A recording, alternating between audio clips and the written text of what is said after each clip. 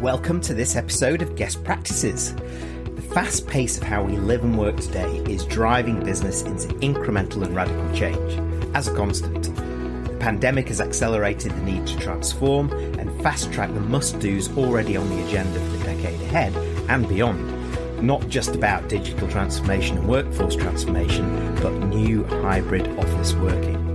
How organisations mobilise, engage, communicate with, drive collaboration across their human capital, either permanent or independent workers, is absolutely key. And then, of course, with your customers.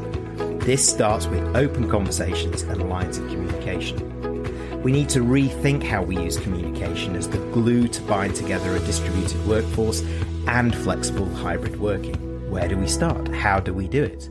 Who owns it? And how do we know it's working? Well, my two guests today are experts in this field. It's Don Rapley and Emma Noguchi from Transform Your Conversations, TYC. TYC helps organisations create a conversation culture and transform the way leaders interact with their teams. Don is an experienced business leader, executive coach and leadership development specialist, and he brings unique experience and understanding of working in a multicultural and diverse environment across 6 continents. Emma is a senior consultant, trainer, and also an executive coach, and her mission is to prepare leaders for the challenges of the 21st century. She helps them become more agile, more aware, more authentic, all about who they are and how they interact with others. Together, they both believe that communication is the glue for organisations today and tomorrow. Let's find out more.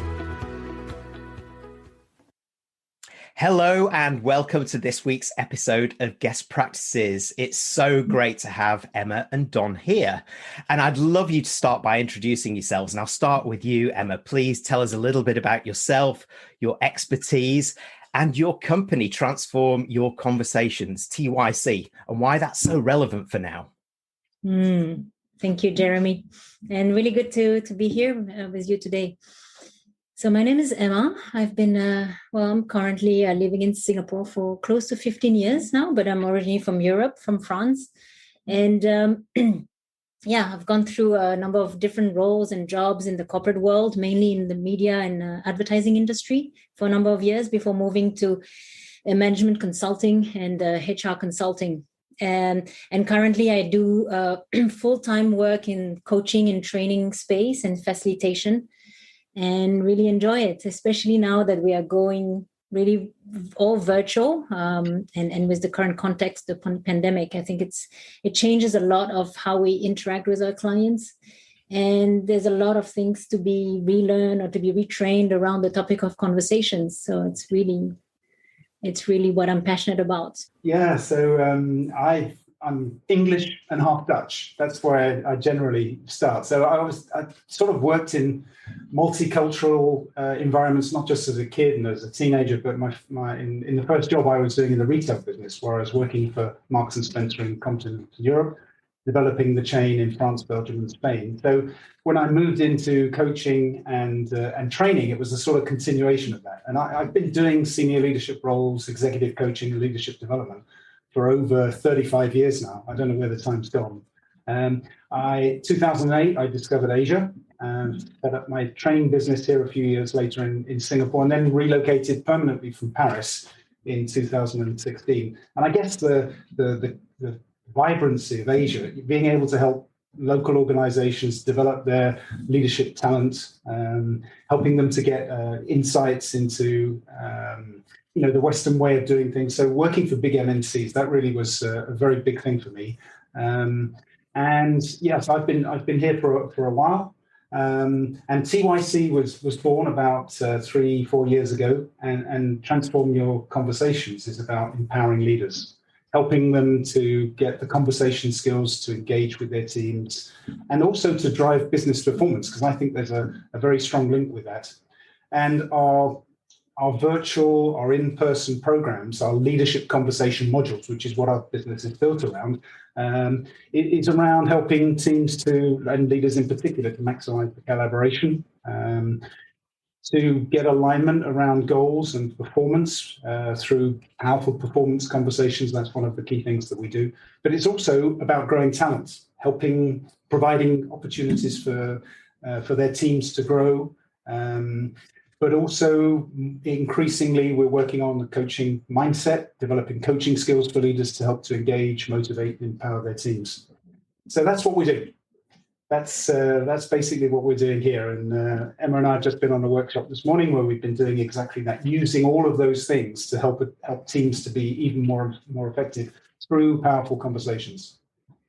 Well, in fact, let's just go into that a little bit further with you, Don, and then I'll come back to Emma as well, because within those modules, I know you talk about conversation culture being a really important kind of glue that holds all this together.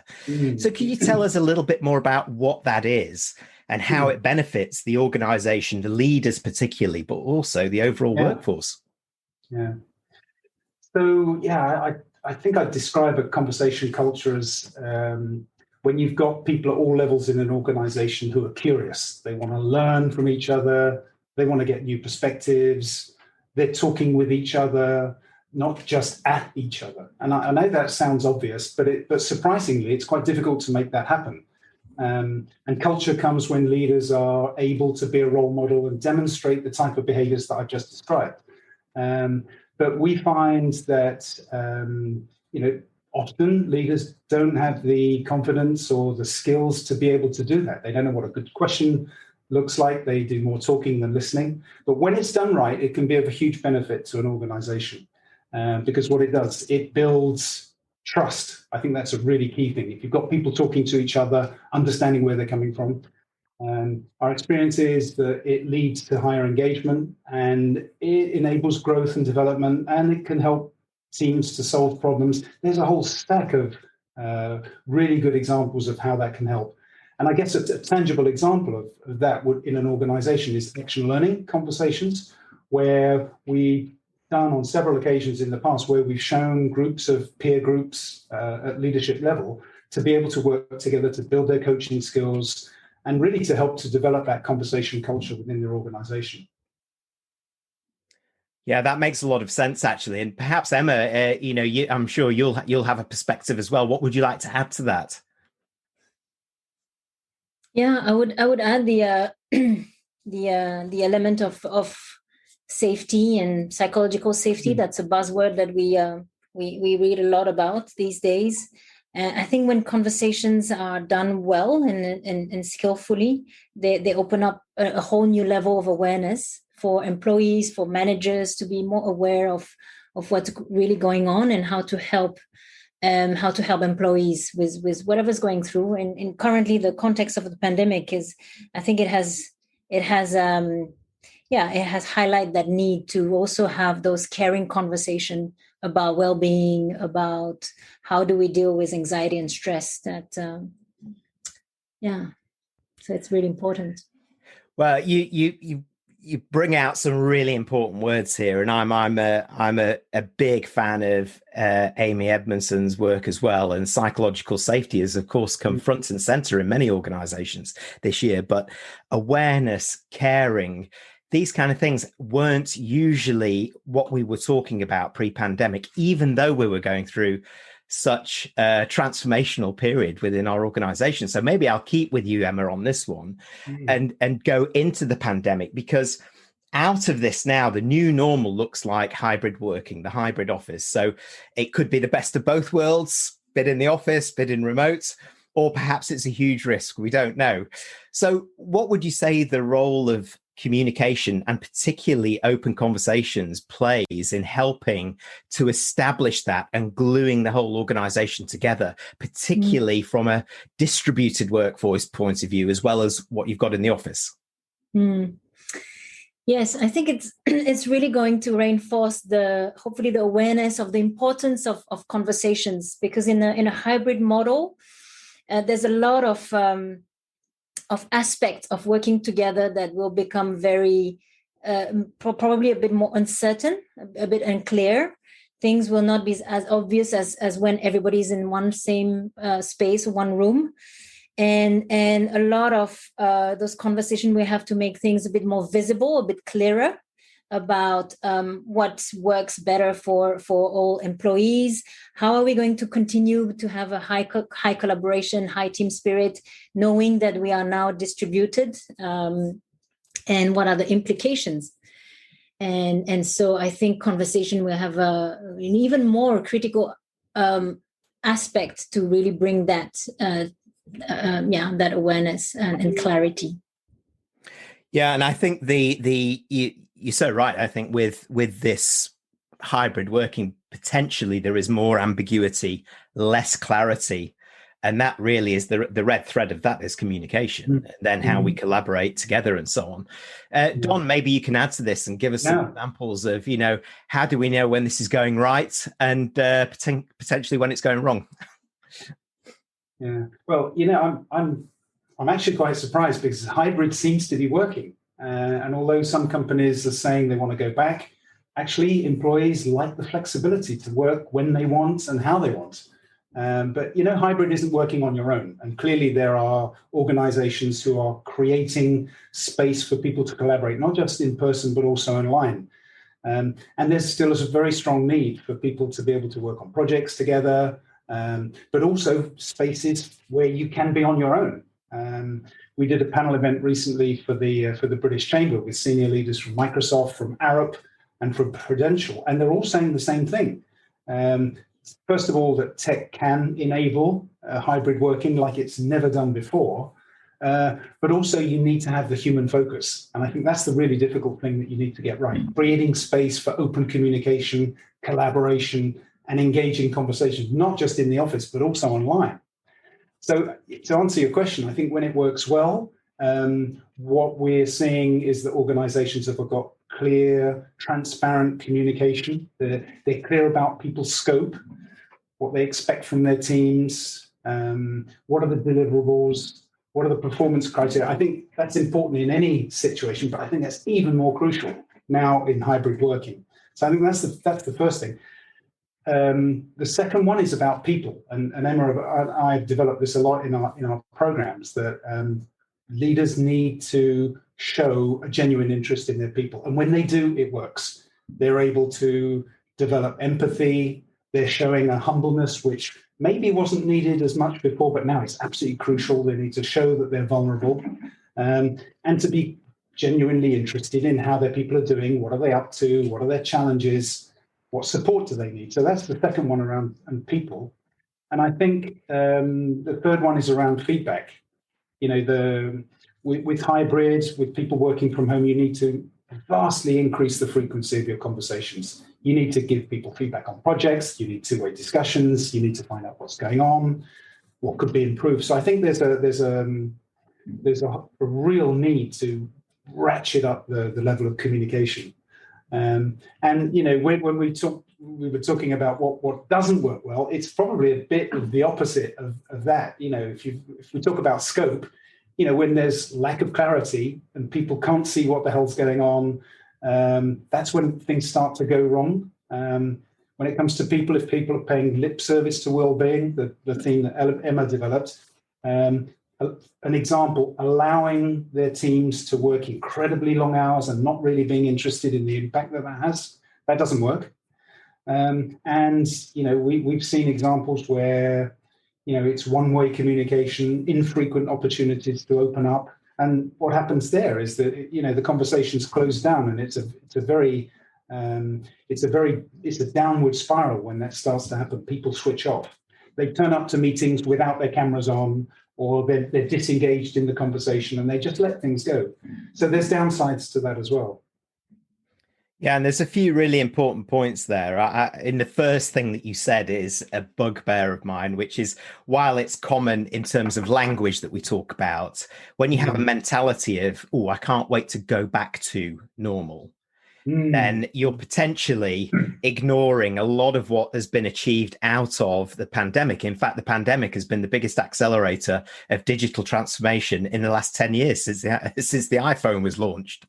And that's where you say tech has now been seen as the enabler, not as an issue or not another systems integration that we need to do within our organization. That with the human touch, as you so rightly said, I think is the winning combination.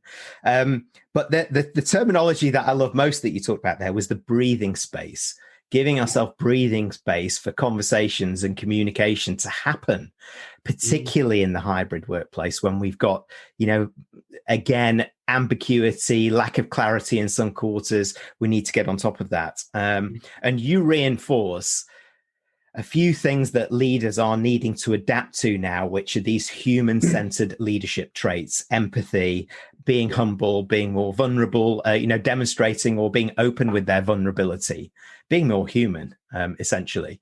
You mentioned, I'm just going to come to Emma, just a quick question, because you talked about the well-being and the wellness. I'm sorry, this is jumping into Emma here on a question here, but I'm interested from your experience, because I know you do a lot of work in this area.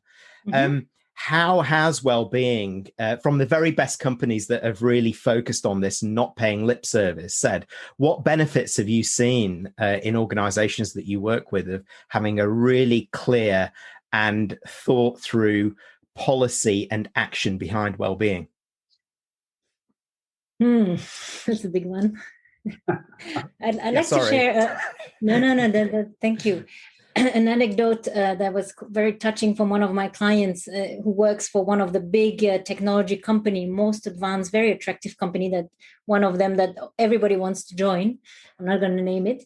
And she shared that she's a very senior leader, VP level, and she doesn't share much about her personal life to her teams. It's just her approach.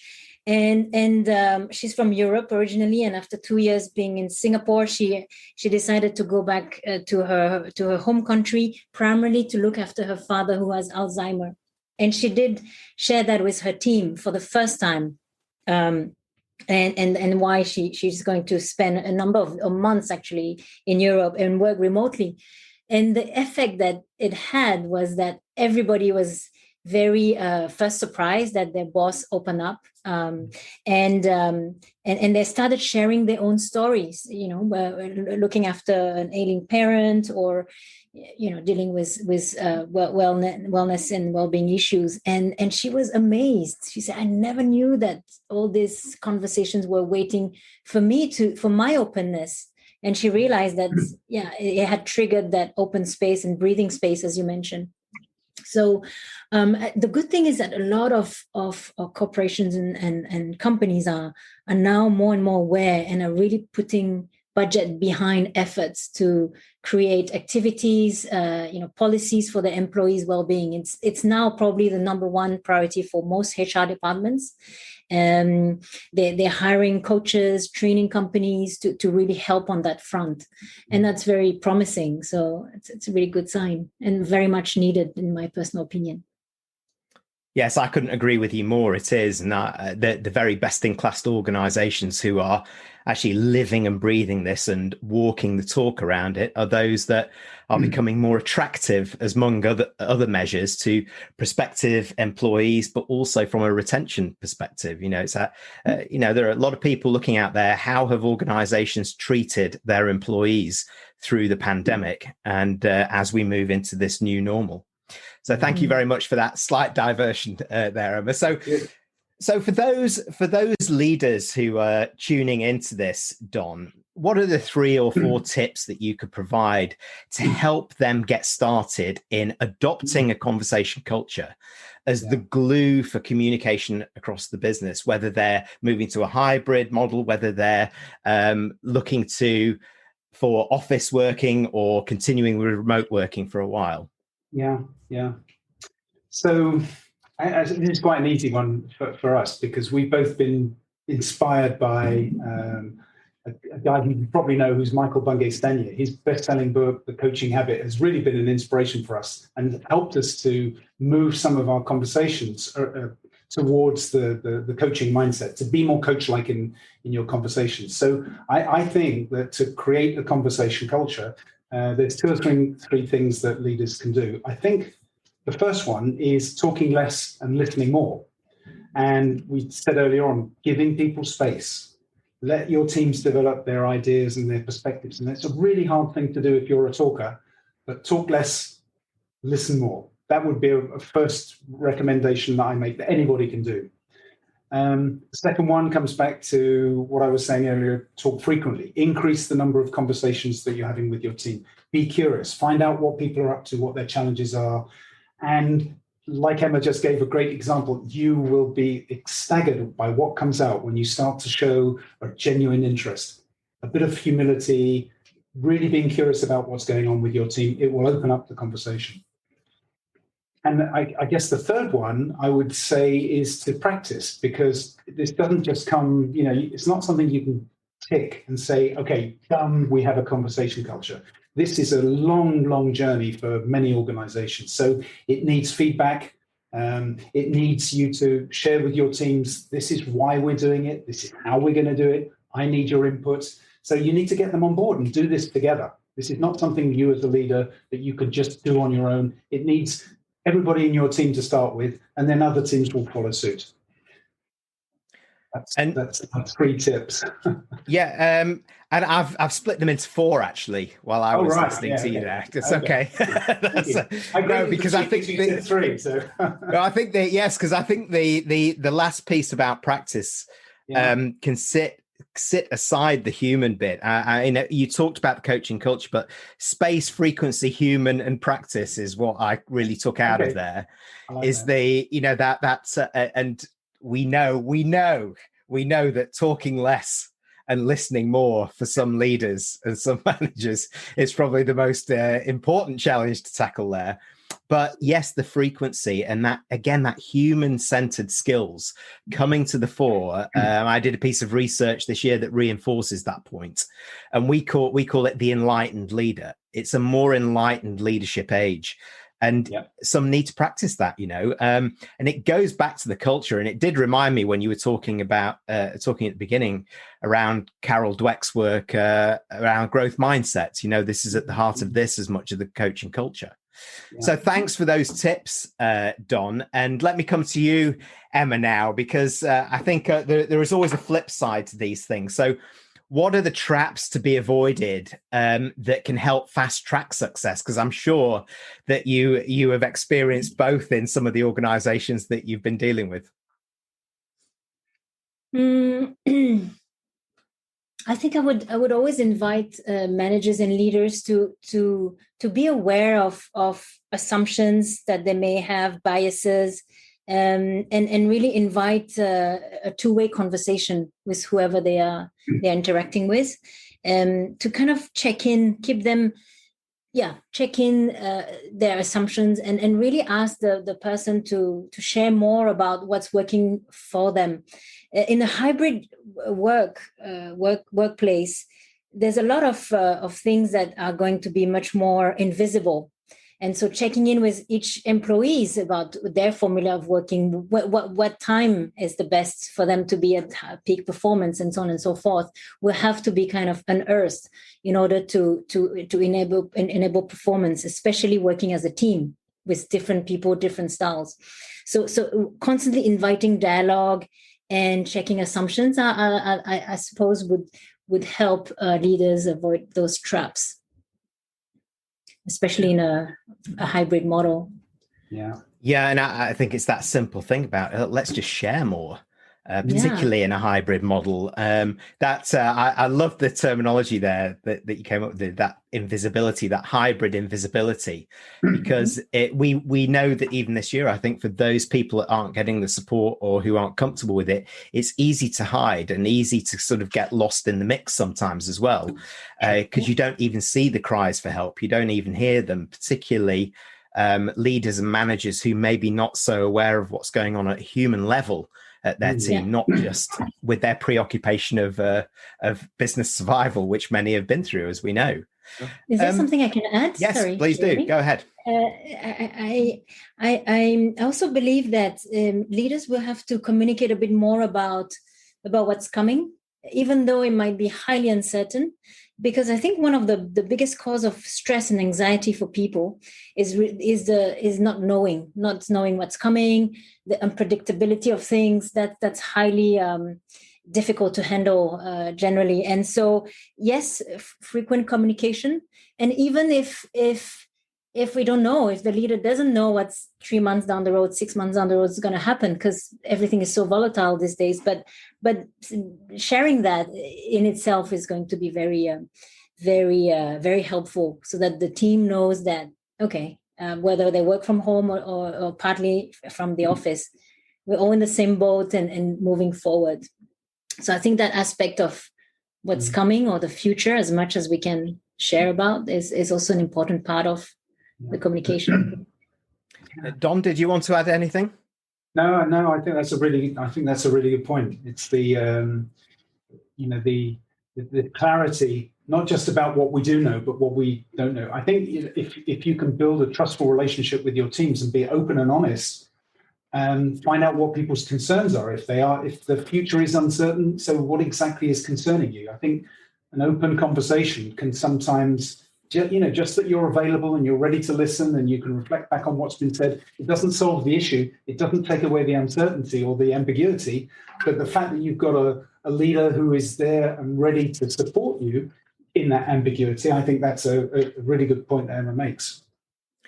And we're skirting around the terminology of VUCA, aren't we? The volatile, uncertain, complex, ambiguous. But I've added a D to this. I call it VUCAD now because it's distributed as well. But Emma, you have just added another U, which is unpredictability or unpredictable as well. I love it. So we've just invented a brand new model or evolved one. Well done, everybody. So it could be a song, couldn't it? VUCADoo. Yes, that's exactly right. We could build on that. Well, that's perhaps for the next video cast that we do. But look, thank you so much for both of you to join us. And maybe if I can just, I'm sure a lot of people are very interested in what you have to say here. So where do they go to find out more, and how can they get in touch with you?